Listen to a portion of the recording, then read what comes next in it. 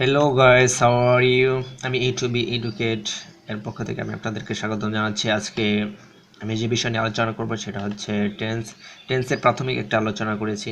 আজকে হচ্ছে ভিডিওর সেকেন্ড পার্ট।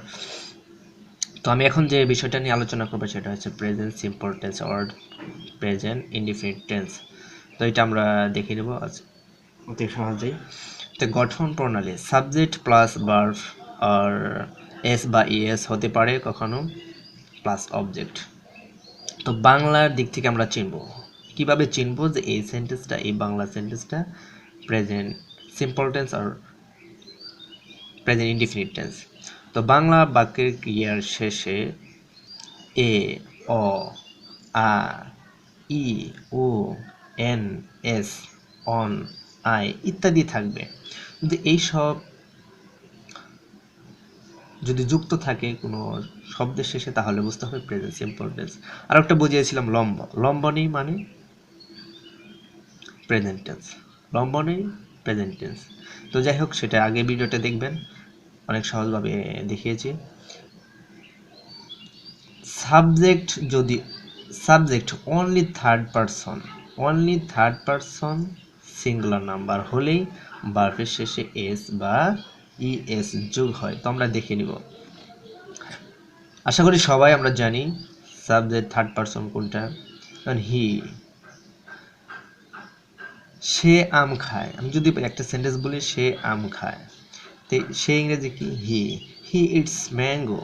তো এস হয়েছে ভার্বের শেষে, এস হয়েছে কারণ হিটা সিঙ্গুলার, একজন বলেছে একক, যার কারণে এই ভার্বের শেষে এস হয়েছে। বা ইএস হবে যদি S H C H double S X এগুলো হয়, তাহলে ভার্বের শেষে ইএস হয়। তো এখানে টি আছে যার কারণে এখানে এস হয়েছে। হি ইটস ম্যাঙ্গো, সে একজন ছাত্র।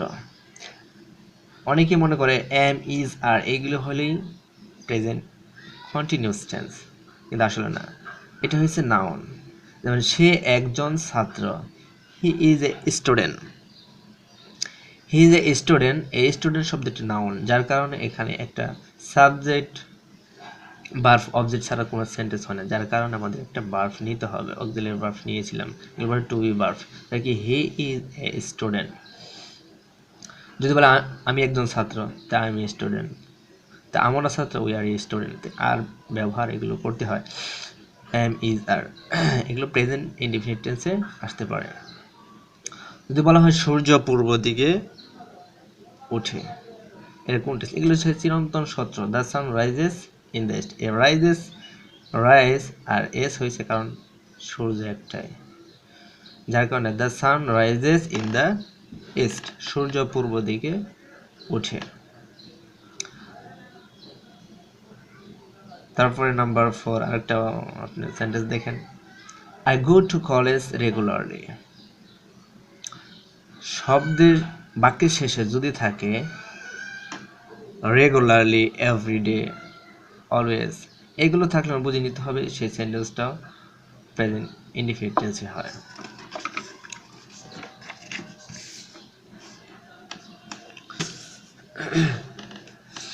যদি বলা হয় Rahim sings a song every night, তো every night, every day, every week এসব শব্দগুলো থাকলে আমরা জানি প্রেজেন্ট ইনডিফিনিট টেন্স। তো রহিম তো থার্ড পারসন সিঙ্গুলার নাম্বার, যার কারণে এস হয়েছে। Rahim sings a song every night, Rahim প্রতিদিন রাত্রে গান গায়।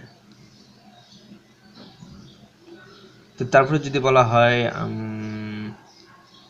আমরা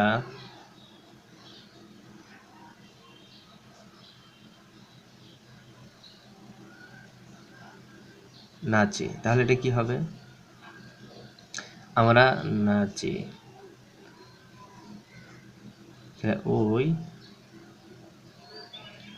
কি হবে? ড্যান্সেস না, এখানে হয়েছে এটা, যার এই কারণে লিখছি যে আমরা নাচি, এটা হচ্ছে আমরা, এটা হচ্ছে প্লুরাল, যার কারণে এখানে হবে ওই